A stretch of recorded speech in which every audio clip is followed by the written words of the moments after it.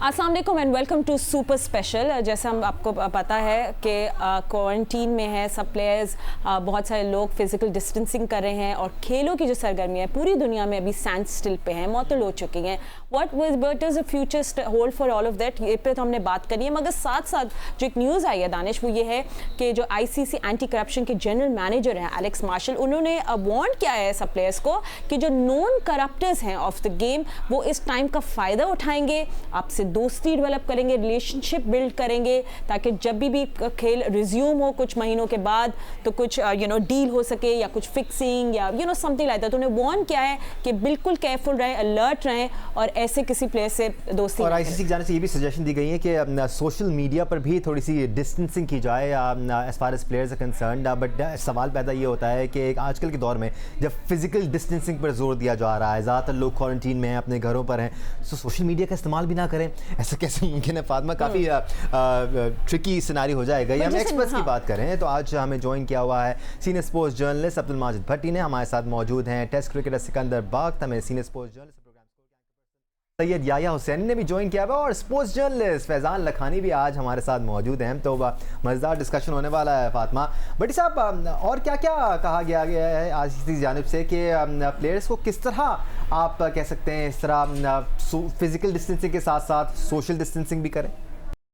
दानिश, पहले जो Alex martial हैं उन्होंने जितने टेस्ट प्लेइंग कंट्रीज हैं उनको वो नोटिफिकेशन भेजा कि इसमें आपने इन चीजों की पाबंदी करनी है, लेकिन उन्होंने जिस खतरे का इजहार किया वो इस खतरे का इजहार किया कि हो सकता है कि कोई आपसे सोशल मीडिया की किसी भी साइट के जरिए कांटेक्ट करे और आपको लालच देने की कोशिश करे कि हम आपको बड़ा कॉन्ट्रैक्ट दिलवा देंगे, किसी टीवी शो में लेके जाएंगे, किसी बड़ी डील की तरफ, मतलब जो भी ऑफर हो सकती है। और उन्होंने जो खदशा जाहिर किया कि जब हालात नॉर्मल होंगे तो हो सकता है कि वो लोग आपको दुबई बुलाएं, हो सकता है कि वो आपको इंडिया बुलाएं, आपको मालदीव बुलाएं। तो एलेक्स मार्शल की जो ईमेल थी अब वो सर्कुलेट किए PCB ने अपने तमाम सेंट्रली कॉन्ट्रैक्टेड प्लेयर्स को, और जितने डोमेस्टिक खेलने वाले प्लेयर्स हैं उनको भी वो सर्कुलेट की। जैसे PCB ने पिछले 2 दिन में 2 ईमेल सर्कुलेट किए।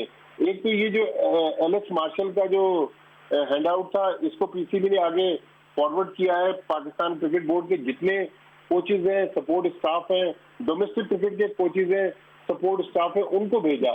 फिर एक PCB ने दूसरी ईमेल की है रिगार्डिंग सोशल मीडिया पॉलिसी। देखिए, लास्ट ईयर अप्रैल में जब पाकिस्तान टीम इंग्लैंड जा रही थी वर्ल्ड कप से पहले, उस वक्त पहली बार सोशल मीडिया पॉलिसी बनी थी। 1 महीने पहले PCB ने फिर रिमाइंड कराया था प्लेयर्स को, लेकिन पिछले 1 महीने में 2-3 वाकयात हुए जिसमें मोहम्मद हफीज ने जो शकील खान के बारे में कुछ कमेंट किया, वो भी एक वाकया सामने आया। फिर हमने सोशल मीडिया पे देखा कि मोहम्मद हफीज, वो शोएब मलिक और रमीज राजा भी आपस में काफी तकरार कर रहे थे जब रमीज राजा ने उनको मशवरा दिया था कि अब आप क्रिकेट को छोड़ दें। तो PCB ने अब बेसिकली उसमें जो फातिमा एक चीज बताना बहुत जरूरी है, जो नई चीज इंक्लूड की है, वो नई चीज ये है कि वो प्लेयर जिन्होंने 3 महीने पहले पाकिस्तान को रिप्रेजेंट किया है उनको सोशल मीडिया की पॉलिसी का एहतराम करना होगा। उसमें एक जो इंसिडेंट और मुझे याद आ गया, सना मीर जब पाकिस्तान विमेंस टीम से ड्रॉप हुई तो उन्होंने उरूज मुमताज को भी क्रिटिसाइज किया। इसका मतलब ये हुआ कि वो प्लेयर या वो विमेंस क्रिकेटर्स जिनका PCB से सेंट्रल कॉन्ट्रैक्टेड नहीं है लेकिन रिसेंटली उन्होंने पाकिस्तान को रिप्रेजेंट किया है, तो वो भी अब सोशल मीडिया पॉलिसी के तहत इस तरह क्रिटिसिज्म सोशल मीडिया पर जाके नहीं कर सकते। बेसिकली अगर इसको हम बिल्कुल एक आसान जबान में बयान करें कि PCB ने अपने प्लेयर्स को उनकी जिम्मेदारियों का एहसास दिलाने की कोशिश की है कि आप सोशल मीडिया जरूर इस्तेमाल करें, लेकिन आपकी लिमिटेशंस रिस्पॉन्सिबिलिटी के साथ। ठीक है। एंड सिक्कू इतने ट्रिकी टाइम्स है ये, जिस तरह भट्टी साहब बता रहे कि एक SOP दे दिया कि आप सोशल मीडिया पे देखिए, सब घरों में बैठे हैं, ऑफ कोर्स हर कोई इंटरव्यूज दे रहा है, हर किसी को फेसबुक पे, इंस्टाग्राम पे सब लाइव है टेम्पटेशन भी ट्रिकी भी है, क्योंकि कोई आपको बोलेगा कि यार तुम्हारे फ्यूचर का नहीं पता नहीं स्पोर्ट्स होती है नहीं होती, जब होंगी तो पैसों की जरूरत होगी। तो दिस इज समथिंग कि कहीं प्लेयर्स को भी बहुत वेरी करना पड़ेगा, मगर जो प्लेयर्स को अभी टीम में नहीं खेल रहे या नहीं है उनको ज़्यादा एक्चुअली केयरफुल होना पड़ेगा। So very tricky situation. देखो फातिमा, बात असल ये है कि जब क्रिकेट बोर्ड अपनी पॉलिसीज़ नहीं बनाता सही तरीके से तो फिर ये सारा कुछ होता है। एक तो मैंने आपसे बोला ना, करप्शन के लिए एक लाइन ड्रॉ करनी है। आपको ये पता होना चाहिए कि मैं करप्ट हुआ, मैंने कोई गलत हरकत की, मैं हमेशा के लिए चले जाऊँ, पहले तो एक ये लाइन ड्रॉ होनी चाहिए। फिर हमें आज सरफराज नवाज़ का बहुत बड़ा इंटरव्यू छपा हुआ अंग्रेज़ी अखबार के अंदर, उन्होंने हर एक के नाम ले दिए, उन्होंने हर चीज़ खुल के बता दी है कि जनाब ये चीज़ें हुई थी, क़य्यूम जस्टिस क़य्यूम की रिपोर्ट में ये हुआ था, किस पे पाबंदी लग रही थी, क्यों मना हुआ, हर चीज़ उन्होंने खुल के अपने बयान में। हो सकता है सरफराज नवाज़ को सब लोग ये कहते हों कि नहीं जनाब ये बहुत ज़्यादा मुँह फट आदमी है, मगर वो कहते हैं ना when there is a fire there is a smoke, when there is a fire, something like that। Faizan को ज़्यादा अच्छा पता होगा, ये अच्छा इंग्लिश बोलता है। तो वो उस किस्म की चीज़ है, जब कुछ ना कुछ होता है तो उसमें से आपको खुशबू आने लगती है। तो इसमें अगर सरफराज नवाज़ ने 100 बातें की तो उसमें से मैं समझता हूँ कि 15-20 तो बिल्कुल सही होंगी। तो हमें पहले तो लाइन ड्रॉ करनी है। फिर दूसरी चीज़ कि आपने जो मैंने उस दिन लाके दिखाया था कि क्वालिफिकेशन किया था कि high performance coach, high performance फला, हाई परफॉर्म, कुछ नहीं होता। मैं 18 महीने जब टीम के साथ था, हमने बड़े बड़े लोगों को बिठाकर, जो कि बहुत बड़े बड़े काबिल लोगों से, उनको लेक्चर दिलवाया, थोड़ी सी देर बाद पलट के देखते थे लड़के सो रहे होते थे, उनको लाखों रुपयों की फ़ीस दी जाती थी उन लोगों को। मगर हमारे यही सुपरस्टार जो आजकल सेलेक्टर बने हुए हैं, जो कोचेस बने हुए हैं, ये सो रहे होते थे। तो इन लोगों के ऊपर कोई नहीं। जब ये लड़का स्टार बन, आप मुझे बताइए, फ़खर ज़मान को आए हुए स्टार बने हुए 3 साल हुए, अपने आप को चेंज किया, कुछ नहीं होता। तो क्रिकेट बोर्ड को एक पॉलिसी सबसे पहले करप्शन पे ड्रॉ करनी चाहिए। आप बिल्कुल सही कह रहे हो, उनको लालच दी जाएगी, ये इसी किस्म की लालच से लड़के फंसते हैं। मगर आप ये देखें कि हमने जो कल शो में डिस्कस किया था regarding the first class cricketers, वो फर्स्ट क्लास क्रिकेटर्स को तो सबसे ज़्यादा जो हैं वो वनरेबल होंगे कि इस लालच में आ जाए। Exactly, खाने को नहीं है। यही सवाल लेके मैं फैज़ान की तरफ जाना चाह रहा था। फैज़ान, 2 सेट्स ऑफ प्लेयर्स हैं, 2 कैटेगरीज हैं। एक तो मेन स्ट्रीम प्लेयर्स हैं जो कि कमाते भी हैं, या पहले आपकी तरफ आ जाता हूँ, फिर फैज़ान की तरफ आएंगे हम। तो या 2 सेट्स ऑफ प्लेयर्स हैं। एक मेन स्ट्रीम प्लेयर्स हैं जो पाकिस्तान नुमाइंदगी कर चुके हैं, ये कदरे वेल ऑफ हैं अगर हम कंपेयर करें फर्स्ट क्लास प्लेयर से, और दूसरे फर्स्ट क्लास प्लेयर्स हैं वो ज़्यादा वल्नरेबल हैं, बिकॉज अब वो ज़्यादा मुश्किलात का शिकार हैं। जो उनको मंथली एक्सपेंसेस मिल रहे थे अब वो भी नहीं मिल रहे।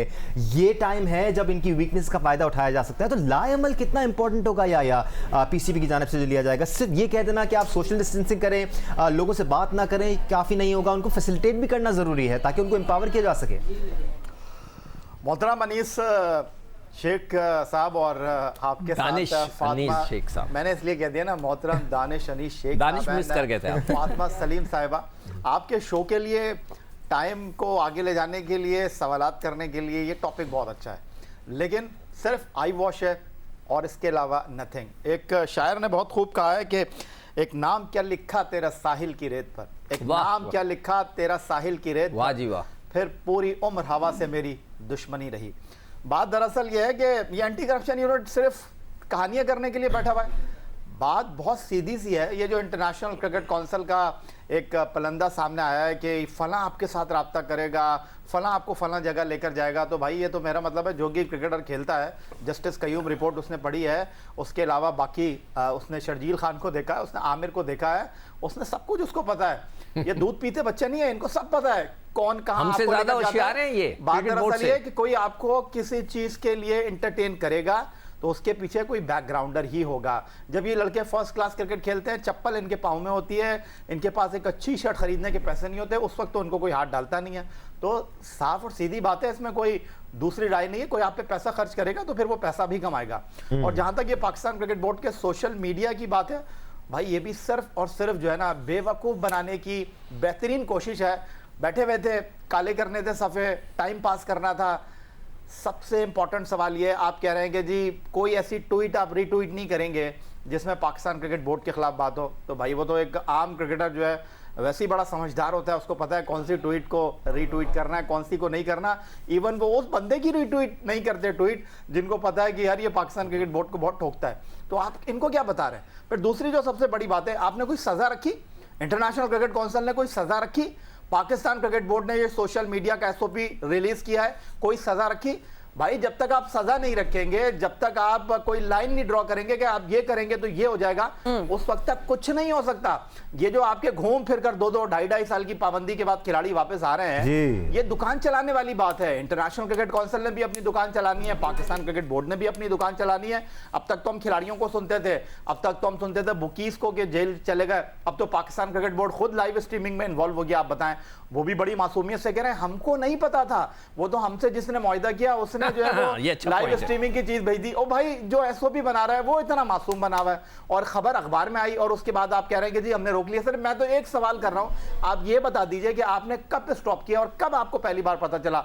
ये बताने के लिए पाकिस्तान क्रिकेट बोर्ड के पास ना वक्त है, ना पाकिस्तान क्रिकेट बोर्ड ये बता रहा है। ठीक है, तो सबसे अहम बात यह है कि भाई जब तक आप कड़ी सजाएं नहीं लगाएंगे, आप उनका ब्रेड एंड बटर नहीं छीने। आपके पास पड़ोसी मुल्क की मिसाल सामने है, श्रीशांत हो गए, अजय दजेदा हो गए, अजहरुद्दीन हो गए, मनोज प्रभाकर हो गए, मिसाल बनाने की जरूरत है। क्रिकेटर्स हैं जो एक बार अंदर गए तो वापस नहीं आने दें। उन्होंने कहा आप तबसरे करें, जाकर कोचिंग नहीं करेंगे, आप खेल के साथ आप इन्वॉल्व नहीं होंगे।